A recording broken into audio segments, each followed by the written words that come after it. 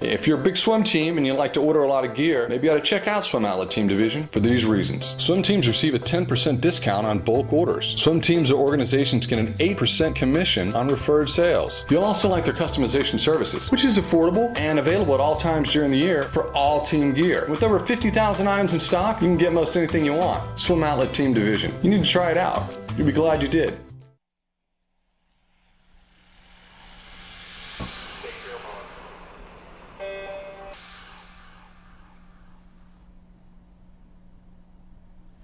This is the Morning Swim Show for Wednesday, July 24th, 2013. I'm your host, Jeff Cummings. Last week, we brought you a couple of interviews with coaches on opposite sides of the United States. We had so much fun with that, we're going to revisit it again this week on the Morning Swim Show with coaches in Portland, Maine and Portland, Oregon. Today in the Phoenix Monitor, we'll talk to Matt Baxter. He's the head coach of the Portland Porpoises in Maine, where Olympic gold medalist Ian Crocker got his start. And Baxter is about to celebrate 5 years as head coach in Portland, and he joins us now via Skype. Hi, Matt. It's good to see you. How are you today? Good. How are you? So 5 years in Portland. I would imagine it seemed like yesterday you crossed the border over into Maine.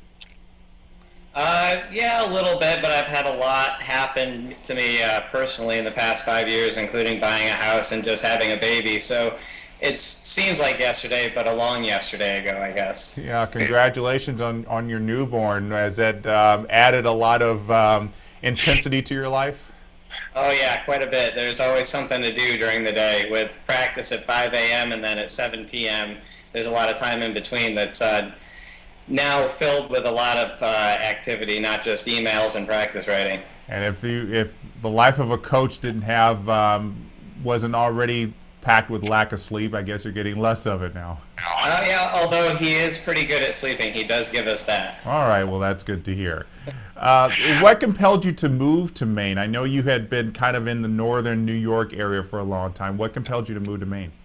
Right. I grew up swimming in Rochester, New York, in the Niagara district, and then my wife got a teaching job down in Virginia, and we were down there, and that was a lot hotter than we were used to, so we kind of just canvassed the East Coast looking for another place to go, and we happened upon Portland, and I was going to actually, stop coaching then and just go into teaching, but the Porpoises had a job open, and I applied and accepted the position they offered. And you said you wanted to be a teacher, like in school? Is that what you're talking about? Yeah. I did my master's while in Virginia for secondary ed English. Okay. Is that something you think you want to ever pursue again, or are you stuck with coaching, you think, for the rest of your life? Yeah, I think coaching works good. I enjoy it, and it just works really well for family life. Yeah, like you said, you can't beat the hours. Right. My wife teaches as well. And how many swimmers do you have on the Porpoises right now? Well, when I came in 2005, there were about 25 or 30, and now we've grown to 100. Wow, that's pretty good and Maine is not really, like I said, is not really known for swimming. So is it kind of difficult to bring new kids into the sport? Every year I think we get a good 10 to 20 new kids or so. So it hasn't been that difficult.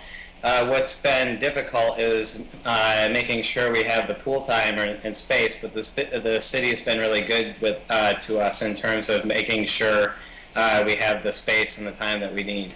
Well, I want to talk about space and availability in a little bit later, but I want to talk about one of the swimmers I noticed on your team who's doing quite well, DelMonte. He went to sectionals last March, got his junior cut in the 200 breast. As a coach, that must make you real excited that you've got a swimmer who is at that national level. Yeah, it does. And until 2 years ago, if you would have ever said that was going to happen, I wouldn't take you seriously, because he's just kind of a really laid back, little bit of a goofball, but it works well for him. And on top of that, this year, if you would have told me that it would happen this year, I wouldn't have believed you either, because he was diagnosed with mononucleosis in November.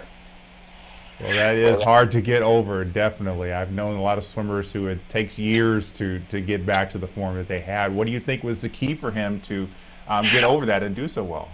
Well, I think it really helped him outside of the pool, and this is something I stress a lot to the swimmers, is making sure that they're getting the rest and recovery and eating the right things they need to recover from practices. And I think it helped him focus in a little bit more on what he needed to do outside of the pool in order to ensure that he could get back by the time we went out to Wisconsin in March. That's great. Well, you mentioned Eric is very laid back. One of the most distinguished alumni on the Portland Porpoises, Ian Crocker, is probably the pure definition of laid back. I know you weren't there when he was swimming, but have you ever had the opportunity to meet him in person? I actually did. The first time I did was before the night before he was going to do a clinic. I was out at the grocery store, and I looked over, and he was right there with his, at the time, girlfriend, who I believe he married.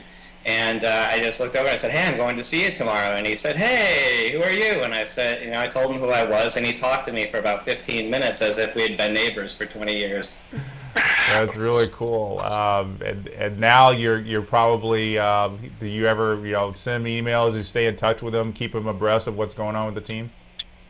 Occasionally I'll let him know, but one of my assistants, who's Eric DelMonte's mother, she's been a volunteer assistant since Sharon Powell was here, and she actually held the team together for 3 years just on a volunteer basis.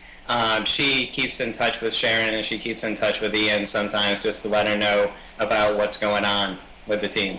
Well, that's really good that he's able to stay in touch. How has his legacy influenced the current swimmers there? As far as swimmers on my team go, I think he did a lot to define sportsmanship here, and kind of was the model example of how you want to be and carry yourself on the pool deck, and how you want to support your teammates. Talking to a couple of the other parents here that knew him, or that came in right when he was on his way out, they spoke about how he helped make swimming in this state kind of a cool sport to do, almost, I guess, in a way that Michael Phelps did that, has done that nationally and internationally. They said that before Ian came on the scene, athletic directors at high schools wouldn't even show up at high school meets. But ever since Ian came through, and even though he only did 1 year of high school while he was here, because he had other things to train for, athletic directors take the sport much more seriously than they did or would have if he wasn't here. And they're proud. Those athletic directors are now coming to the meets hoping they could spot the next Ian Crocker on their own teams. Yeah. Something I remember Ian saying when he was a competitive swimmer was that he grew up never having access to a long course pool because there were no long course pools in Portland or even Maine for that matter. Is that still the case? Oh, it's still the case. The pool that we practice in, that Eric DelMonte practices in every day, is a 4-lane, 25-yard pool. And we use that at 5:20 a.m. every morning. And during the summer, we have an outdoor 25-meter, and there's an indoor 25-meter here. But to do long course, actually this summer we teamed up with other local team, the Seals in Westbrook, and we went down to Seacoast in Dover just to get some long course practices in once a week. Yeah, that's a lot of travel to do some long course training. I would imagine it's also a lot of travel just to get a long course meet. Right. We usually end up going to Boston, or 2 weeks ago we went out to Buffalo for their Niagara Summer Sizzler. And tomorrow we're leaving for St. John, New Brunswick to do our state meet in Canada. That's really weird to hear. You're doing your state meet in Canada. Yeah, our international state meet. Well, that's something a lot of people can't say. We're going across the border to another country to do our state meet. So tell me about, what else is down the line this summer? You got any other big meets that your team's going to? Yeah, as soon as we get back from Canada on Sunday, 2 of our athletes turn around on Wednesday and head out to Buffalo for the super sectional meet, Eric DelMonte and another 2B senior, Emma Pontius. Okay, well that's good. That's really good that they're able to continue that. Like I said, you're kind of coming up on a special kind of anniversary, 5 years as head coach. You got a 5-year outlook from now. What do you see happening with the team in 5 years? Well, hopefully we continue to grow, but with the pool space and capacity that we have, I think we're more or less stuck at 100, although I'd like to see that grow. But Until another facility gets built here, the demand on pool space is pretty much at capacity for the city. Is there any talk of getting a long course pool in Portland? There's always talk. For the 5 years I've been here, that's always a topic of discussion, is a long course pool or even another pool being built somewhere, but it has yet to come to fruition. Well, I really believe that the Ian Crocker Aquatic Center is bound to happen sometime soon with a big long course facility, and who knows, we may be able to have some national meets there. Who knows? Yeah, that would be, the best thing about Portland is you're an hour and a half from the mountains, you're 30 minutes from a beach, and there are so many good places to eat here. And now with all the hotels they have going in here, it's a great place to stay. Well, you just made it a good sell. Hopefully USA Swimming is watching this, and maybe they'll make a push for a long course pool so they can start getting some big national meets up in that area. Maybe even like a Grand Prix meet. Oh, that would be great. Well, Matt, congratulations on 5 years there. I'm sure the next 10 will be just as good, and good luck to all your kids at the state meet in Canada. Thank you, and thanks for the opportunity to do this interview. My pleasure.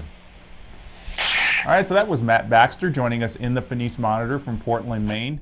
On tomorrow's show, we'll head over to Portland, Oregon to talk with Jody Braden, the head coach of the Portland Aquatic Club. So be sure to join us for tomorrow's edition of the Morning Swim Show. I'm Jeff Cummings. Thanks for watching.